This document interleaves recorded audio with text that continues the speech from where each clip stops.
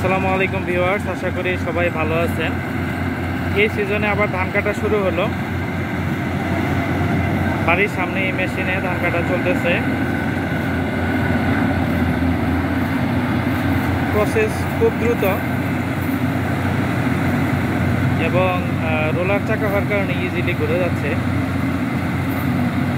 পিছনে ওই যে দেখতে পাচ্ছেন ডিশের মধ্যে কিছু খড় জমা হলো, মানুষজন আছে, তবে এই মেশিনটা একজন চালক অপারেট করে।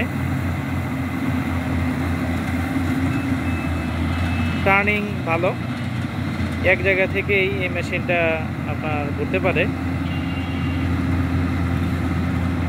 আর যারা খড় নেয় তারা দেখুন, এই মহিলারা এই খড়টা ফ্রি নিয়ে যাচ্ছে। কারণ হচ্ছে প্রজেক্ট শুধু ধানের ব্যবস্থা করে, যেহেতু প্রজেক্টের আবাদ হয়েছে বলে খড়ের বিষয়টা তারা নেয় না, খড়গুলো সাধারণ মানুষকে দেয়, তারা শুধু ধান নেয়। তো বিস্তীর্ণ জমি এই বিলের মধ্যে তারা এই জমিগুলো প্রজেক্টের মাধ্যমে নিয়েছে এবং গাড়িটা যিনি চালাচ্ছে দেখুন, যে সামনে একটা রোলারের মতো চাকা এই যে ঘুরতেছে এবং ওইটাই আসলে ধান গাছগুলি কেটে কেটে তুলে ফেলে এবং এটা ভিতরেই সেখান থেকে ধান মারাই হয়, ধান আলাদা হয়ে যায়, খড়গুড়ি আলাদা হয়ে যায়।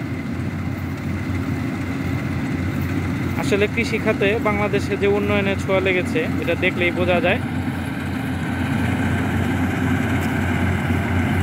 এবং এই ধারাবাহিকতায় আশা করি দেশের কৃষি খাত এগিয়ে যাবে, গ্রামীণ মানুষের জীবনে উন্নতির ছোঁয়া লাগবে। আসলে এটা আমাদের আরও আগে হলে আরও ভালো হতো। শুধু শহরমুখী না হয়ে গ্রামে গঞ্জেও আমরা যদি অর্থনৈতিক কার্যকলাপ এবং অর্থনৈতিক কর্মকাণ্ড এগুলি যদি আমরা বাড়াতে পারি, তাহলে কিন্তু কর্মসংস্থান গ্রামেই হয় এবং শহরে সবার থাকার প্রয়োজন হয় না। আর এটা সম্ভব না হলে দেখা যাচ্ছে যে বেশিরভাগ মানুষ শহরে থাকে, গ্রামে কেউ থাকতে চায় না। সেটা আসলে ভারসাম্যের জন্য একটা সমস্যা।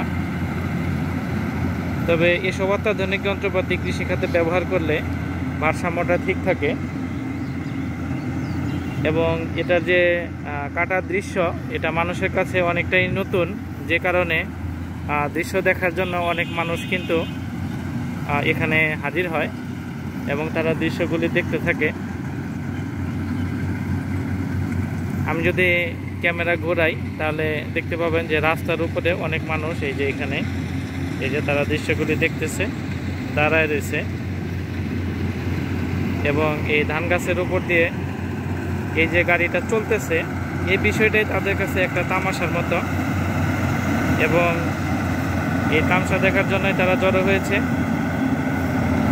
আসলে কালচারালি দেখা যায় যে আমরা কোনো একটা জিনিস যদি আমরা নতুন দেখি বা ইন্টারেস্টিং মনে হয় তাহলে আমাদের অনেক লোক জড়ো হয়ে যায়, যেটা বিদেশে সম্ভব হয় না। বিদেশে কিন্তু লোক জড়ো হওয়া খুব কঠিন। এ কারণেই দেখা যাচ্ছে যে গ্রামের ভাষায় একটা কথা বলে যে কাজ না থাকলে সারাদিনও আড্ডা দেওয়া যায়। তো এই বিষয়টা বাংলাদেশে এখনও প্রচলিত। তবে যারা কাজ করছে তারা কিন্তু খেতে নেমে কাজ শুরু করে দিয়েছে।